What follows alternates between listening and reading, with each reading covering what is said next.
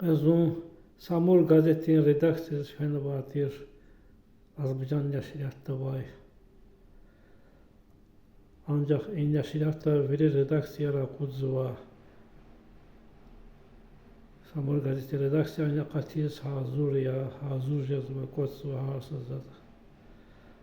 Sonra Sadaqat xanımni, Müzəffər müəllimni yazın kitablar, peşkeş na kitablarni Samur qəzetinin axırıncı Umar Divaniyatni kitablar Lezgic Alaniyavayna, Moğolc Alaniyava, Orus Alaniyava,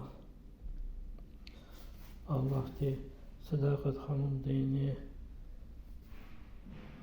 Müzəffər müəllim deyin, Samur qəzeti redaksiyası deyin, kəsin qulaqlar asanarray, amin.